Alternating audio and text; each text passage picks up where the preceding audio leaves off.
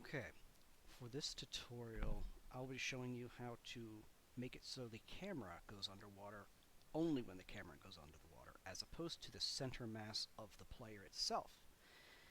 There is a built-in function within the Invector Swimming add-on that when you enter the water, you can make all sorts of things happen, but that's designed to be put on the actual body of the character, which means that the body of the character can be underwater, but the camera's still above it, and instead of having a clean, dry lens, you'd have the underwater effects that you would normally associate with going underwater.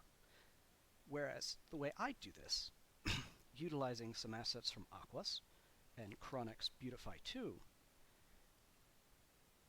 the state of the lens being dry or wet is determined entirely upon the placement of that camera as far as whether it's above the water or below it. Which means your character can be underwater and the camera can be above it, and it's dry, whereas the camera can also be underwater and the player can be above it, and it correctly reflects that state.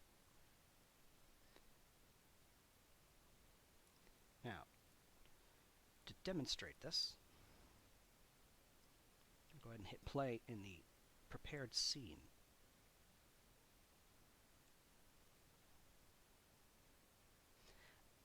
I have also added the option in order to play sound effects of your choosing at whatever volume you wish.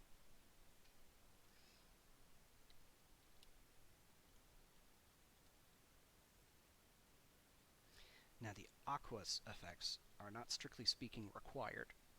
However, they do go a long way towards selling the effect. The Invector Swimming add-on is required, as is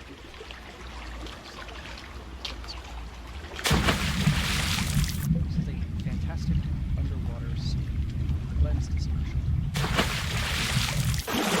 And notice that the camera is now above the water. It's dry. Move the character out of the water, then move the camera back under.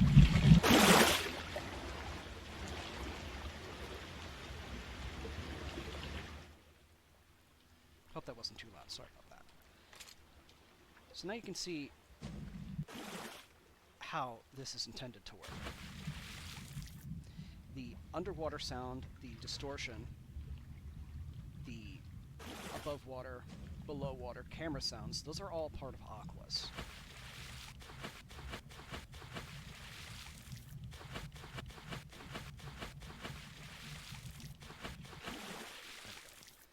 I still need to fix the offset on my character, but that's beyond the scope of this. I just wanted to demonstrate what the intended effect is. Now, we can go ahead and leave play mode, and I'll show you how to use it. So the first thing you want to do is you want to get the water lens from Aqua, which is, let me check my notes real fast, exactly what it's called. It is called the Underwater Camera Effects. Now, all we need is the lens from this. We don't need anything else. So, pull it into your scene, expand it, prefab, unpack completely. Drag that out here, and then you can remove that from your scene. Now, all this lens is a plane with a render component and an audio source. So what we're going to do is remove that mesh collider. We don't want that. That'll get in the way of the anti-collision functions of the camera, so it'll jitter back and forth if you don't remove that. Okay, and we can also leave it disabled. The next thing we want to do is just drag that underneath the camera on your player. Now that is located. Expand your character, Invector Components, find your V third-person camera, expand that. Here's your camera. We're going to expand the camera first, and we'll come back to Beautify in a minute. You need to drag your water lens into here. I already have it, so I don't need to do it. You see in the real-time camera, the editor, how that manipulates it. Now, I have placed this in a very particular way. I've placed it in front of the camera. So basically what we're looking at is basically through a pane of glass, so we get some nice distortion. Instead of a full screen effect, I don't know, this just seems the better way to do it to me. Now notice, when you expand the water lens here, you have this audio source, but it also has an audio clip on it, which sounds as such.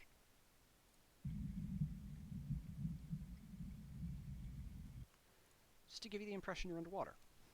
So, just like that, we've got two components of it. You've got an underwater effect with distortion audio and some distortion on the lensing because it's immediately in front of the camera. So we can disable that for now. It'll automatically get re-enabled when we need it. Now the important thing here is the placement and the size. You don't want it too large. It doesn't need to be that large. The larger it is, the stranger the distortion will become or the lesser it will be. On the shader, you can also increase the amount of distortion. I like 0.1 because it just needs to be subtle. It doesn't need to be, like, blinding. So we can leave all of these settings alone except for position and rotation. Now because it's a child of the camera would be at 0 point. So we're going to change its X position to 0, its Y position to 0.03, and its Z position to 0.38. That rotation needs to be 0.95, or anything within 10 degrees of that. That's your discretion. You can change that one to whatever you feel. Y is 0, Z is 0. Scale needs to be X 0.11, Y leave it at 1, and for Z 0.11. Okay, now for now, we're done with this water lens. Just to show you those values again.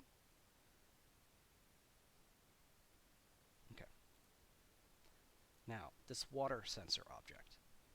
It's just an empty game object that I made, just like that, except I dragged it under the camera. Leave the tag and layer default alone, unless you have some special plans for that or you intend to modify the code I'm going to give you. What you want to do is apply a box collider. Just add component, box, boom. Check is trigger. That's important. We don't want it to collide. We just want it to be a sensor. Now, you want this to be small. You don't want it to be too large because the size of this will affect when the camera goes underwater. It's also positioned behind the camera. So, on your game object, after you drag it under the camera, set your position to 1.4. On the Y, on the Z, negative 0.55, because you want it to be, was it up? No, it's backwards. Yeah, you want it to be back behind the camera. The box collider size, you want to make it 0.25, 0.25, 0.25 on all axes. Because like I said, you want it small, but you don't want it so small that it won't trigger the intersection between the two volumes. Now I'm going to provide this script to you, underwater camera effect. Basically what this does is it takes a Beautify profile that we're going to set up together, and it keeps your default value here. So that's whatever you want your normal camera state set to be. And then we're going to create a second value called underwater values, which is going to be the blue lensing effects that you saw. What this needs is to know what your water tag is. So if you've set up swimming with Invector, you already know what it is. It's going to be water. This is filter active, is exposed specifically so that you can expand this or use it to trigger other effects in other scripts if you want. You can always make it private. You can remove it if you want. It doesn't need to be there. I put it there for accessibility. Now the player camera, you can assign this in the script yourself, or you can let it auto assign it. The script is set up in a way that on start, if that value is null or it's empty, it will automatically assign camera.main as the player camera value. And that's important because if that isn't there, It's not going to be able to play any of the audio. All of the audio is optional. You don't have to put a value in the audio, but it does have to have an audio source in order for any of these sounds to work. So if you don't have that audio source on the camera, and you do assign these game objects, it's not going to work. Now, the way I set this up is it detects if that volume makes in contact with the water tag, which is this value up here. You can change it to whatever you want. It's controlled via variables. Now, there are some optional settings in here. If you don't have a water plane or you don't want to mess with it, just leave it empty. This checks if it's null. And if it is null, then it won't do anything. The same with the audio source. If there's no audio source, it simply won't play the sounds. The only thing that's truly required is the Beautify instance, which is under the class of Beautify effect. And of course you need swimming and Invector. But you're here for an Invector tutorial, so it goes without saying. So, on entering the trigger, it activates the water values, which is the water profile we're going to set up. And when you exit the water, it does the opposite. It sets it to default values. And also, when you enter the water or exit the water, it plays this one shot, which is whatever you assign to surface sound or dive sound, and whatever you set to the volume variables in the editor, which are right here. Again, this is part of Aquas, this is part of Aquas, and this is part of Aquas. You can use whatever sounds you want. It can be from a completely different pack. It doesn't have to be Aquas. But this lensing effect is a shader that comes with Aquas. You can write your own, but this is the one I'm using. And yes, Beautify. Okay.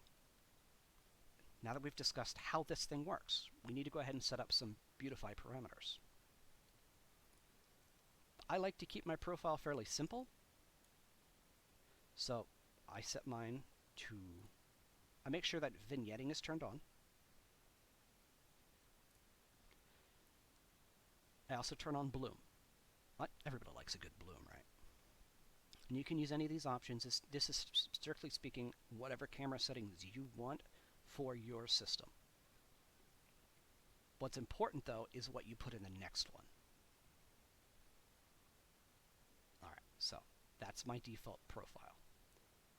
Now, let's go ahead and show you my underwater filter. Boom. Notice how it immediately does all of these real-time changes in the editor? Okay, now, in order to get this effect, you need to make sure vignetting is turned on, bloom is turned on. Now, all I really changed in here was this tint.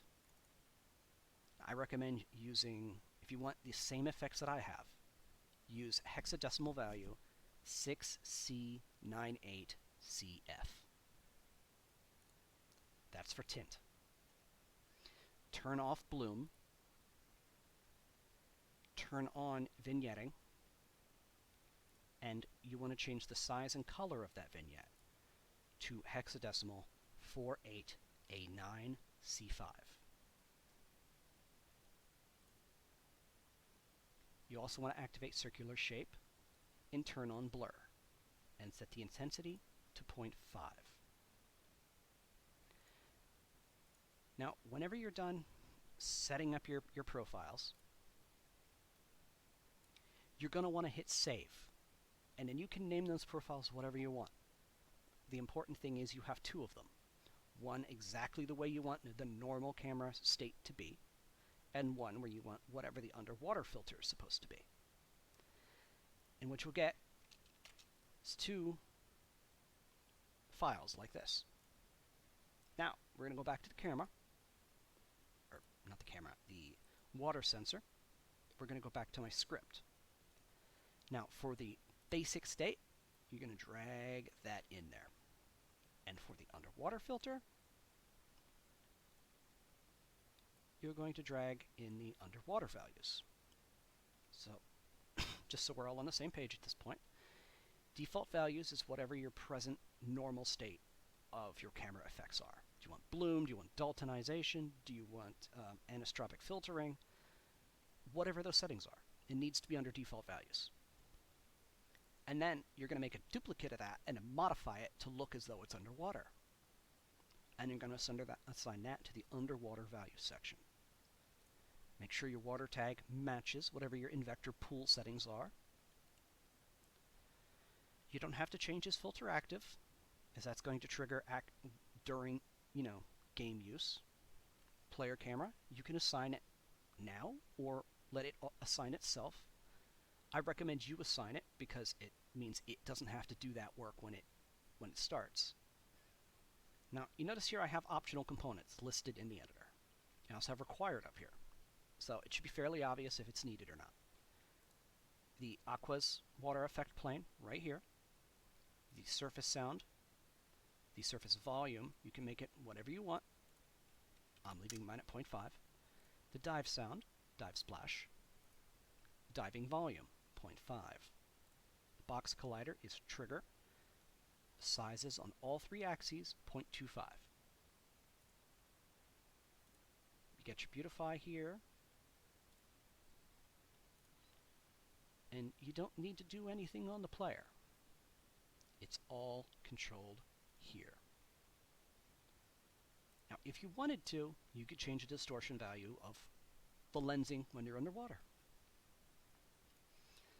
So let me just fix my player offset while I'm here. So swimming, if you find your player is swimming too low, that's under setting. You go to your player, you go to your swimming action. You go down here to height offset. I'm setting mine to 0. And now I'm going to hit overrides, apply all. Now, if we hit play,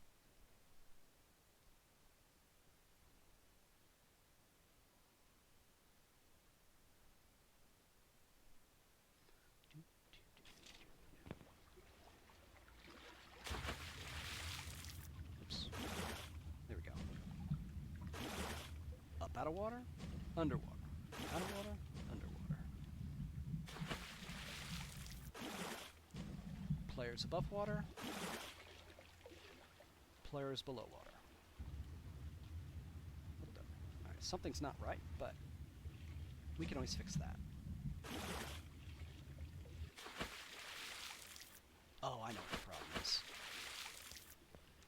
I know what the issue is. I made a mistake. It's not a mistake in the video. It's a mistake with my events. One of my original testing bits is I set these audios to play this sound effect while it's above water. Well, I don't need that, so we're going to go ahead and remove that, and we're going to go ahead and remove that. Now it should work perfectly. I was wondering what was going on there.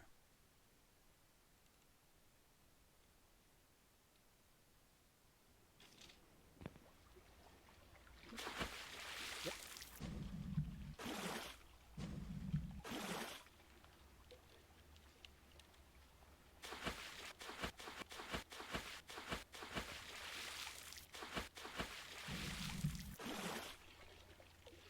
There we go. Now, we'll move over here. Sitting on some water. Camera's underwater. Player's underwater.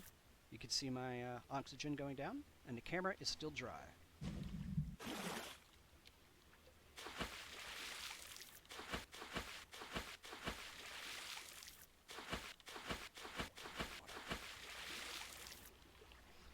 Yeah, there's some things I need to work on. It's not quite as smooth as I would like to be, but that's something that can be smoothed out. But now you have the tools to make it happen. So, this was the third time I've had to record this, so I hope I got all the points across a little bit better than I did the first two. First one I forgot to hit record, and the second one I forgot to have my mic turned on. So, enjoy the script. I'll have a link to it in the description.